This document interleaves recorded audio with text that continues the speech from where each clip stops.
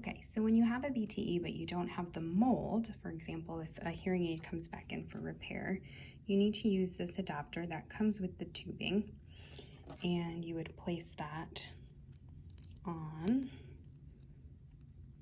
your coupler. Now see if there are any gaps. You want to make sure those are not there and that it's up against everything as perfectly as possible.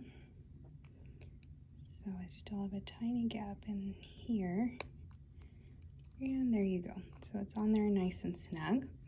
Then you can place your hearing aid again in the little pocket and connect your tubing to it.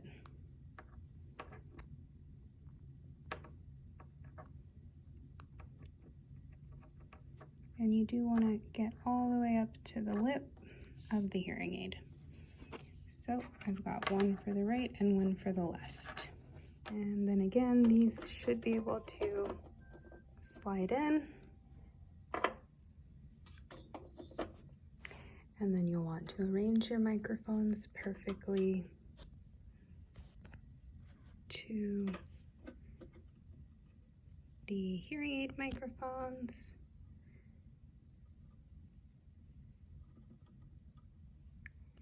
And then here we are to speech mapping. Now when I closed the door, I heard a slight sound, and you can kind of hear when this slides off. So you do want to be careful with that, making sure that everything is aligned. Now that time I didn't hear it, so we should be good to go.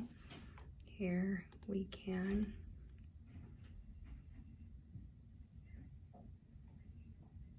match targets. And so after, again, applying all your programming, you want to make sure you hit targets as best as possible.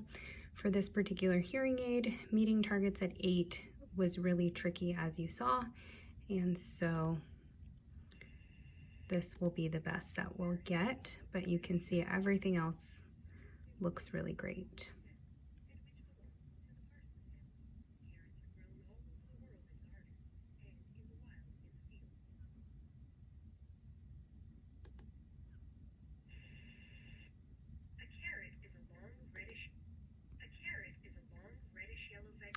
So in this video, I'm going one by one, and in the last video you saw I hit this green button will run through all 4 tests automatically. So it can be a time saver if you know that you're meeting targets already and you've done the legwork, or you can go one by one. The other part that makes that nice is that if we want to switch up our 3rd test, for example, we may want to, at this point, check in on the S phoneme to make sure, even though we didn't meet that target at 8, we're still getting access to S. So you can always adjust what you're going to present, but there you have it.